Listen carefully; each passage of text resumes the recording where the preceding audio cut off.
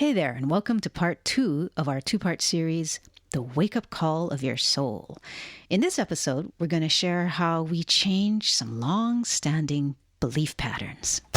I'm Siena. And I'm Toast. We've been partners in life, love, and music since 2001, and we believe life is best lived as a love story, your love story. After all, to love well is to live well. For more, check out sienaandtoast.com. But for now, here's this episode. Hey there, and welcome once again. We're going to talk about waking up your soul. Part 2. Thanks so much for joining us today and spending your time with us. We so appreciate all of you. Welcome, welcome, welcome to the circle of love and lighthearted spiritual talk. Yes. That's what true. we do in this podcast. We do lighthearted spiritual talk with dad jokes. Dad jokes? Yeah, don't you think? Yeah, of course. Like cat dad jokes, maybe. Yeah. Are you the dad? I guess I'm not the dad. Oh, my eyes See, feel that's sleepy one of today. them. See, that's one of them. That's a dad What? joke, right? Is that a dad That joke? I'm the cat dad. Ha ha. I guess you're the cat dad. Okay. All right. The dykey dad. The dad dyke. Yeah. The cat. People think that the word dyke is offensive. I But think it's been used as, it's definitely been used as a pejorative. Yeah, but I think that in our time, our day, it wasn't as bad. I think now it's like you just really aren't supposed to use it, maybe. Maybe it's not that far, but I don't know. Anyways, or maybe it's okay that we use it because we are. I mean, I'm not a dyke, but you are. So I can use it because you are. Yeah. Anyways. It's strange, huh? Whatever. All the innuendo, the implication, the unspoken inference. That's our song, Unspoken.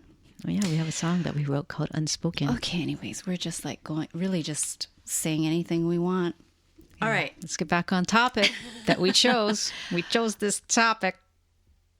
Well, we should share about IKEA. Yes, we before also the topic. Yes, we also chose, and we actually wrote it down, that we wanted to share with you about our recent visit to IKEA. Kind of similar to Trader Joe's. IKEA is actually a destination. It is. For people who live in areas without an IKEA or without a Trader Joe's, right? So when you have visitors come into town, where do they want to go? IKEA. So I have to tell you that on my very first trip to Washington, and I was living in Hawaii at the time, the friend that I was staying with there had a basket of, like catalogs and magazines. Okay. And I remember seeing the IKEA catalog for the very first time ever. So you had never heard of IKEA before this? Never heard of it. No. Okay. No. And I was just, living in Hawaii at the time. I hadn't moved anywhere. You had been or whatever. born and raised on the rock. Yeah. Yeah. Yeah. And then so I saw this catalog and I'm like, ooh, IKEA. What is this? What is this catalog? Yes, that's right. And I picked it up. Yeah, that's right. Looked through it and I was like, oh my God, it's so inexpensive. Look at all this cool stuff. And that was way back when, right? Right. Now they have cool stuff. Now they have anything you could need or want is probably at IKEA. It probably is. I was going to say except for food, but no, they have food too. No, they have food. Yeah. There's a whole grocery section now at IKEA, but it is beyond the registers. So a tip is, make sure you explore that area. Siena always has a tip. For your budget, right? Like, make sure you explore that area. So anyways, what happened is we had some lovely friends come to visit and we hadn't seen them in so long. And actually for the like day one podcast listeners of Siena and Toast, which was originally Girl Meets Girl, which then turned into McKenna Monday podcast, which then turned into the Siena and Toast podcast, which then turned into the Siena and Toast show. For the day oneers, you may remember the Bad Cats, which we've spoken a lot about in way earlier episodes. So we've known them for quite a long time. But we finally got to see them after so long. And one of the things on their list is they wanted to go to IKEA. So that is what we did. And, you know, Toast and I were like, yeah, let's go. We haven't gone in so long. Mm-hmm. And we didn't need anything. We're just like, yeah, let's go. Let's go. Do we need to take a bag or a cart in with us? Nah. No, we don't need a bag. You guys take a bag. Yeah. You guys are going to see stuff. I'm just going to, we don't need a bag. Okay, well. An hour later. I think it was more than an hour. We're paying $50-something at the cash register. But see, that's what's beautiful. $50-something, and I'm going to tell people what we bought. Do you remember every single thing? Yes, I do. Wow. But my arms were completely full. Yeah. Toast's arms were full. And we're walking around. Should have got that bag. We don't need a bag. It all started with seeing something that we thought you should tell people why our cat could use. But we need to follow up and explain to people why IKEA. Because for those of you who may not be aware, what's funny about that? Not that that's even funny. I think it's funny. I think it's like pipeline. Back in my chair. I think it's like pipeline kind of funny. So the Hawaiian language has a lot of vowels, and all the vowels are, I don't even know what you call that, pronounced phonetically. I don't know. But if you saw IKEA spelled out in Hawaiian, you would pronounce it IKEA. That's okay. Thank you for explaining. Yes. Yeah. So anywho, okay. So do you want to know what we bought? I know you know. Give Toast. me a refresher. I know. Yeah. I know. I don't remember everything. Okay. Now here's the thing. Don't forget, Toast just said we ended up spending $50-something. But wait till you hear it was like 5308. Yeah, it was in the low 50s. Mm-hmm. But wait till you hear what we got with $50 okay. $50 worth of stuff. Okay. So we got 6 rolls of wrapping paper. We got 1 large ball of beautiful twine to go with the wrapping paper. Like baker's twine. Mm-hmm. It was black and craft twisted. Beautiful. We got a giant roll of coordinating gift tag stickers.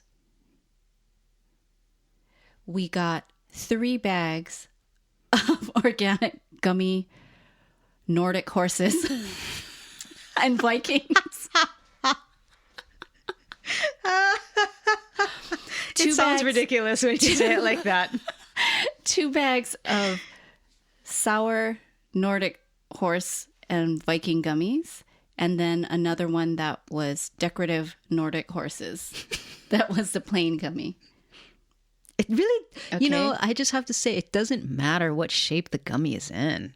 Oh no, it does. It does. What do you mean? That's what makes you buy it. Yeah, but when you eat it, it doesn't matter. Yeah, but part of it is picking it out of the bag and looking at it. Is this really a Viking head?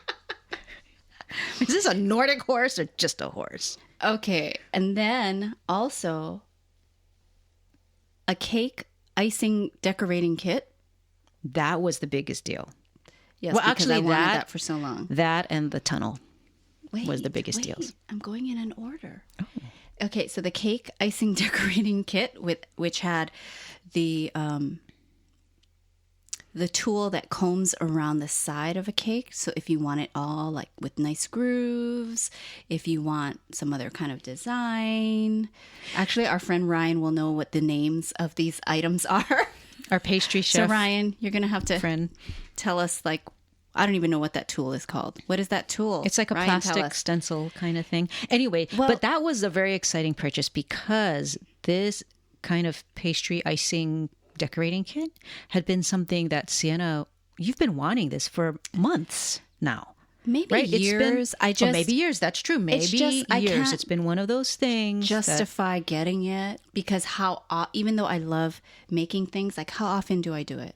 Right. So I'm like, I'm not. But if you're at IKEA, And it's only like $7. I think it was less. I don't know what Yeah. it was. But anyways, Okay, so and then, so that was really exciting. and then a rolling pin We have not had a rolling pin in our house, in a long time. We got rid Years. of our, okay. And but then now we have one. we are on the from last two items, IKEA. folks. A giant tunnel in the child section. We for don't Bear. have a child. Well, we do, but it's a cat. Yes. For Bear. So now when he runs through his, because they have cat tunnels that are like That cost more. maybe 14 inches in diameter. And he, you know, he would get stuck and he'd run really fast and he'd be taking the tunnel with him. So now this giant one, which I will tell you is a complete eyesore in the house. However, he loves it and he can sit up in it and have room above his head. $14. That was $14. That's what started it all. That's the purchase that started it all. And then an impulse item, this is the last item, an impulse buy, which is a reflective cat collar at the register Oh, that yeah. turned out to be very beautiful on him, but it's a dud. Don't It's buy the bulky collar. and it's actually not well designed. It's not, but it looks nice Surprisingly, on him. Yeah. for But don't IKEA. fall for it. Yeah. So anyways, okay, Don't so get that one. six rolls of wrapping paper, twine, gift stickers, a giant tunnel for Bear, a collar, 3 bags of gummy bears or gummy horses and Vikings, a cake decorating kit, and a rolling pin for $53.08. So we felt good about it, but it was just funny because you walk in there thinking, don't need anything. Don't need anything in here. Oh, goodness. And you walk out with all this stuff. That was just But you know, crazy. it's we built it into the budget. And there's you know, so- we're flexible. There's so with our many budget, things so. I still wanted to get there. Okay. Anyhow. Can you relate? You probably can relate, right? A lot of people can relate to this, I'm sure. Well, you know what? I think people, if you have not been to IKEA in a long time, I think, like us, you will be surprised that they have appliances now. That was the biggest surprise for me. Yeah. I was like, wait a minute. They're selling refrigerators and ranges. They're selling sinks. Well, no, Right, they've like always different- sold sinks, Oh, did they? Yeah. Okay. See, I didn't know that. cabinetry, all that stuff, right? Sinks, cabinetry. But then I didn't know they sell coffee makers and things like that. I missed that. That was a shock. And what about the arrows? The arrows on the floor. Mm-hmm. I didn't notice them, but What? yeah, I didn't notice That's- them. But you just keep walking like a rat in a maze, and But you follow the it's arrows. very entertaining. Yeah, Unless you're a I rebel. was unconsciously following the arrows. That's how well designed their showroom and floor space is. Okay. Let's move on to our topic. Okay. So the topic is belief systems, belief patterns, energy patterns, habits, these frameworks that just stay with you and that kind of dictate how you make your choices and live life and approach life and see things that happen. A short way of saying all of that is a paradigm. Yes. What paradigm is in your thinking mind, right? As you're looking at your life and seeing what happens and making decisions about how you're going to engage. Well, So, you know, so many of our paradigms are unconsciously created. And or so just many given of them, to us because of Yes. the culture that we are born Yes. into. So many of them, the main ones that we carry with us, tend to have been sort of locked in between the ages of 0 and 7. That's when we've learned our main core paradigms. And The so really, we- really foundational ones. Yeah. So that's something important to take a look at. And then we develop, of course, other ones as we continue to live our lives. But why this is so important for us, for you, is that this really is the instrumental piece to really pay attention to in order to know what to change and even how to change it. Well, that's another interesting thing of like how paradigms are formed and how they're changed. Is there's two ways, right? The first is by repetition, and the second is by intensity or impact. Like if something makes a really big impact on you, like that's what they call the come to Jesus moment, right? The altar call, where something just hits you and you have this intense experience or this intense emotion or feeling that can really shift your perspective on life. Sometimes it can be an accident or a diagnosis. Sometimes it can be going to a concert. Yes. You know, it can be a seemingly negative impact or an ultra positive feeling impact. Right, but something that's really intense and memorable and that just sticks in your emotional mind, impact, right? Yes. And then the other one is repetition, and I think that's the one that is what forms our initial paradigms, because when you're at such a young age, you're just a sponge for information, right? The rate at which you're learning things is unmatched at any other time in your human lifespan, right? When you're so young, you're starting with supposedly a more or less blank slate, not totally blank slate, but you're soaking up all this information, and the things that you learn are things like your name and language and the difference between left and right and the difference between your body and the rest of the world. And it's just, you're just learning those things just through repetition. It's not like some kind of intense experience, but it gets repeated so much that you learn your name. And so, but that repetition is also how paradigms are formed, but also how you can change it, like you mentioned, right? Right. So for the repetition piece, in terms of when you're ready to make the change, for the repetition part, there are two things needed with that, and that would be structure. So how are you going to go about with the repetition part? How are you going to repeat it? Repeat the new paradigm. Ritualize it, yeah? So you're going to need structure, and you're also going to need support, because you just can't do it alone. So you need some kind of support to help you maintain the structure. Oh, yes. And I guess we should say that the whole Wait, can I say something? Yeah. So if you all hear little like smacking, it's Bear who's having a snack in the recording room. He's just like smacking it down, enjoying his wellness cat food. Okay, go ahead. Sorry. I was just going to say how, paradigms or the patterns that we tend to fall into, they're not necessarily bad things. It's just like we talked about, I think we talked about this in the previous episode, there's two sides to everything. So the patterns that we learn do serve us because it's really inefficient if you have to relearn every single thing from scratch all the freaking time, right? So when you move into a new house, at first you're going to be turning on or using the wrong light switches, right? And having to think twice about how to get to a certain part of the house or whatever. And when you wake up in the middle of the night to use a bathroom, you're going to have to think a little bit about it. But after you've been living there for a while, you can just do it in the dark, right? Right. Just make your way to the bathroom in the dark. It's not a big deal because Unless you saw a scary movie. That's true. But it's part of the evolutionary functionality that we come with, which helps make our life easier in many, many, many ways.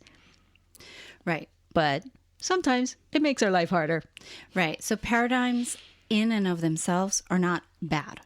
It's just a set of belief systems. It's the box we live within. And so in this part 2, this is part 2, right? Yeah. Yeah. In this part 2 what are we doing of our 2-part series, we're speaking about paradigms, the paradigms that have kept us stuck in the discontent that we spoke about in part 1. So that's how we're speaking on paradigms today and how to change those paradigms that no longer serve us. Yeah. And I guess it's kind of that thing of, you're going to develop a paradigm, or you're going to develop a framework or pattern of behavior that helps you at a certain point in your life. But as you keep living life, that same pattern may become a hindrance to moving on to the next part of your life. Right. Right? Yeah, totally. Okay. Exactly. Very well said, Toast. Well, thank you. Why don't you give an example? Okay.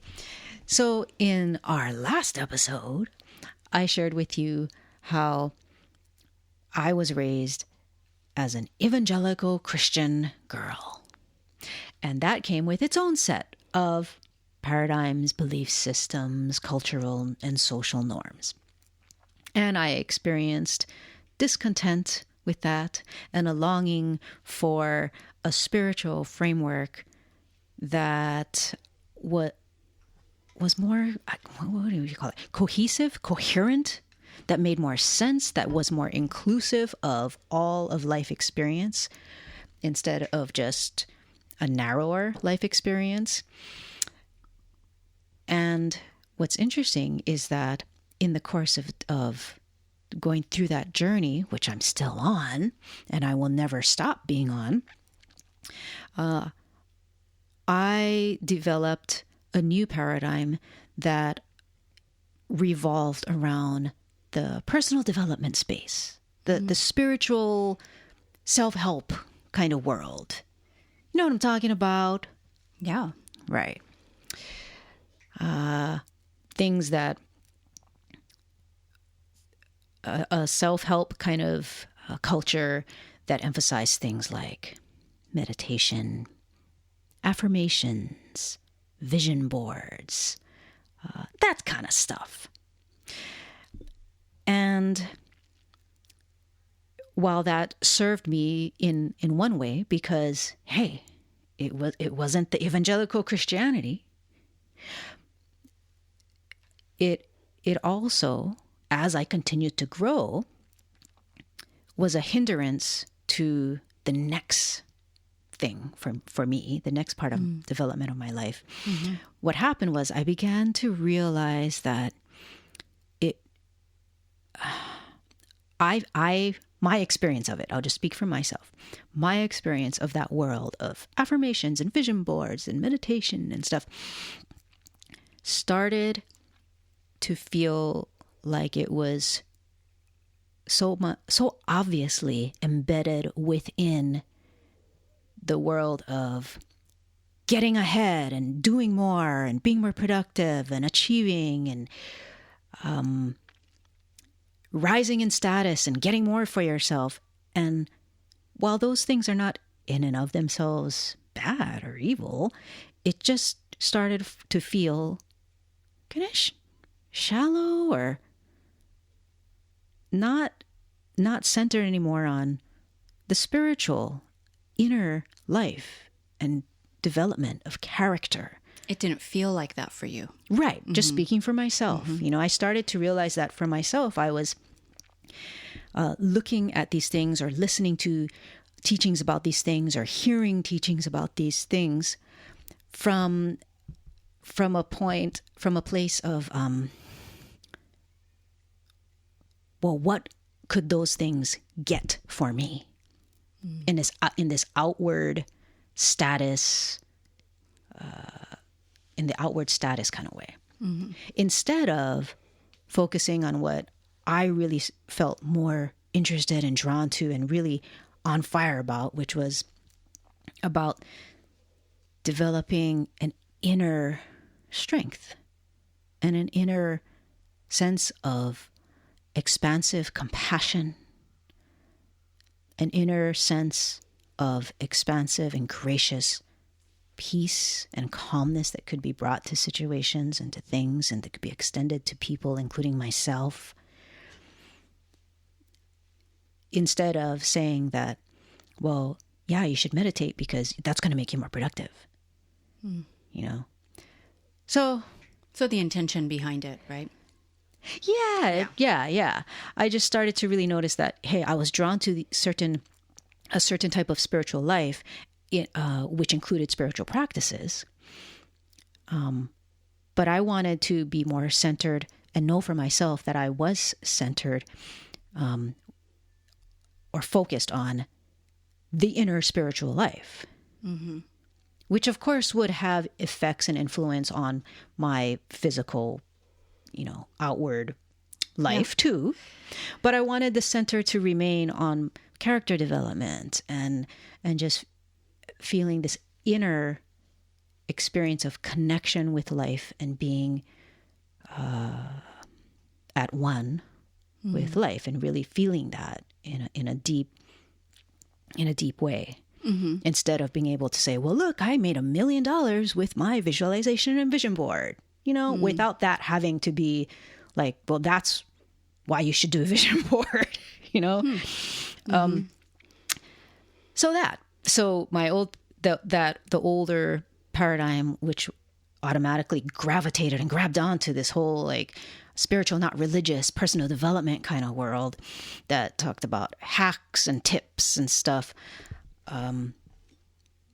that started to feel constrictive. And so I, through repetition, more than impact, I would say, started to put that paradigm down and adopt a new paradigm, which, as I said, is ongoing. It's a lifetime endeavor of having my paradigm about my spiritual life be centered on a personal relationship with the force of life itself and the power of that life to heal and to reconnect me and my soul with life, to reconnect with life, to be more consciously aware and engaged with the evolution of humanity and human consciousness. And that's what feels so fulfilling. It feels like that feels more right to me, I guess. Yeah. And what you said about needing structure and support. Oh man, it's really incredible how much our society has not been about that. Because I think it takes a lot to keep reminding myself of this is the paradigm that does it for me, that is centered on the inner life. I think that's kind of all of our struggles, not to minimize the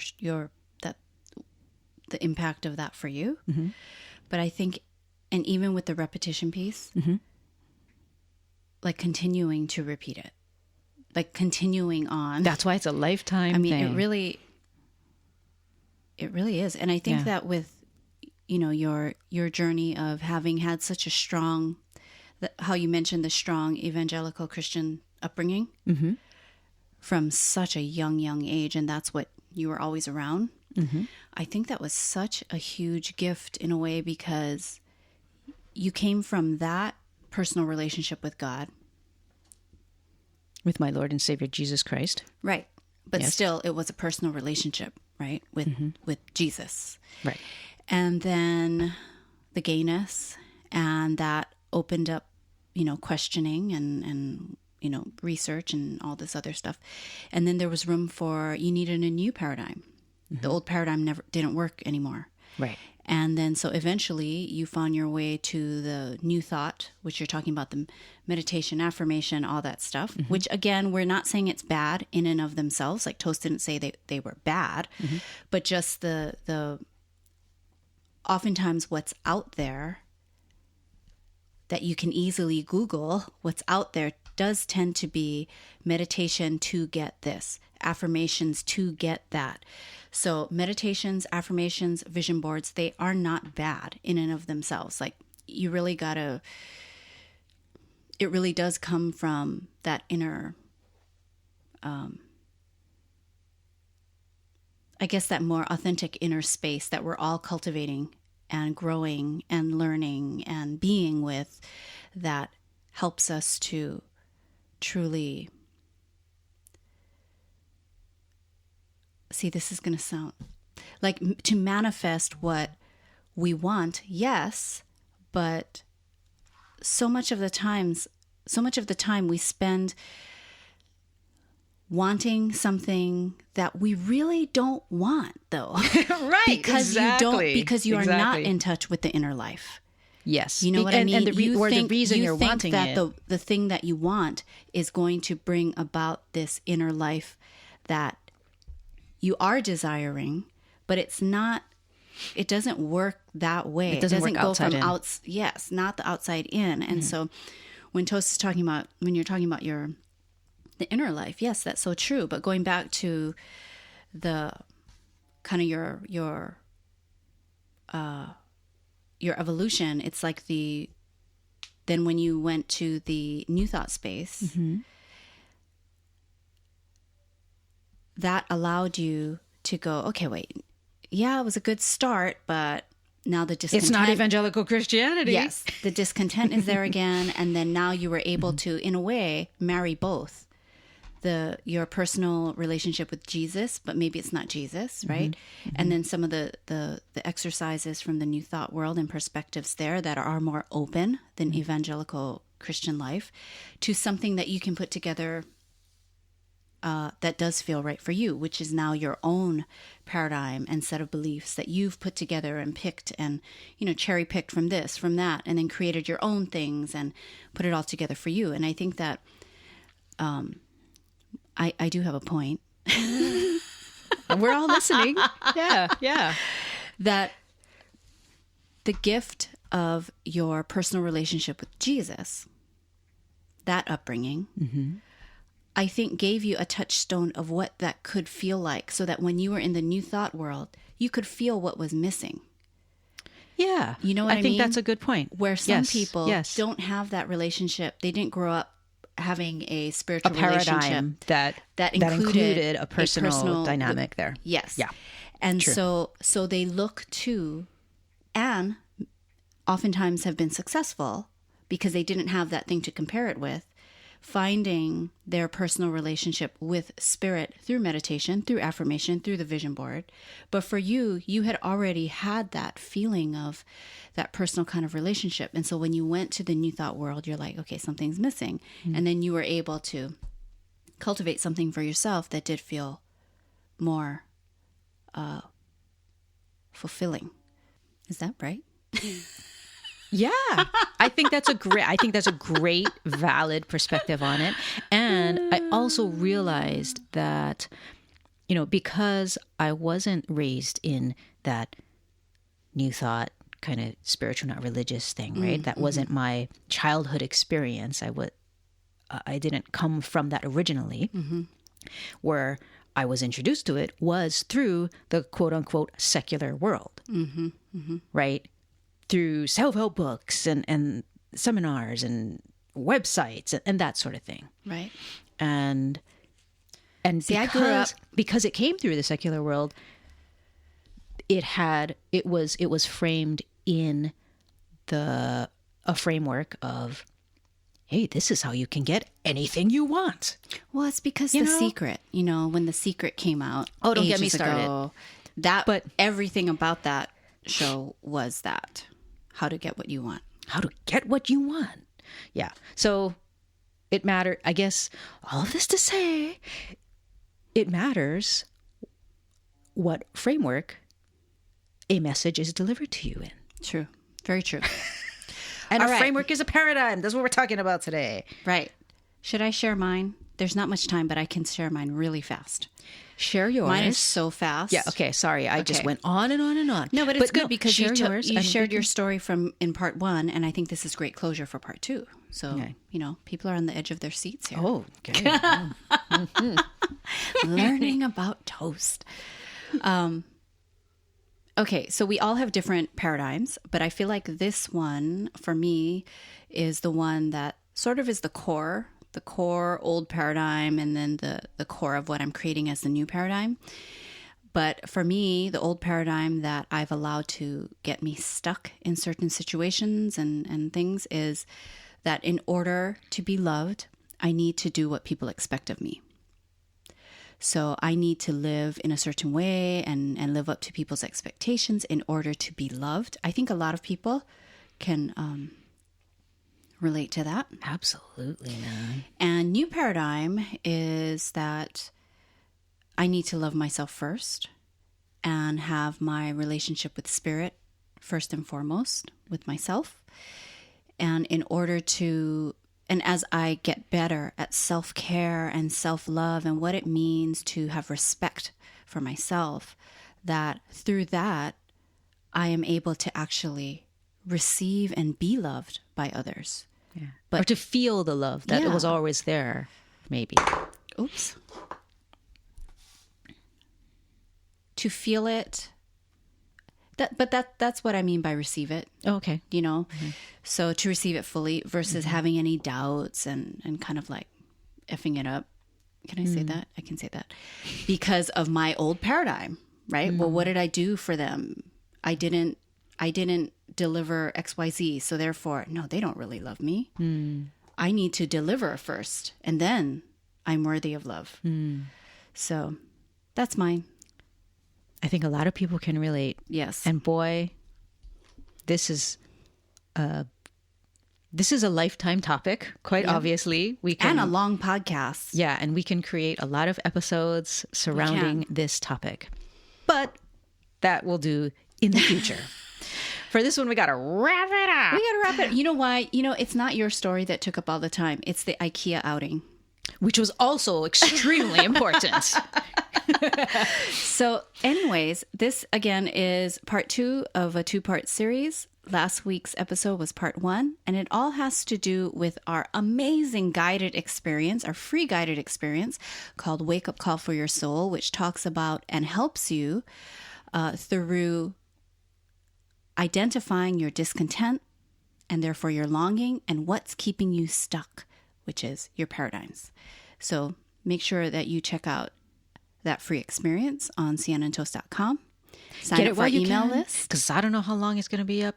That's true. I think we're going to change. Well, we're going to actually change it. Maybe we could create a section that says free resources. Yes. And we can just archive all of these things that we put out. Yes. Okay. So if it's not you'll find part it of there somewhere. Yeah. No matter when you listen to this, we'll have that somewhere.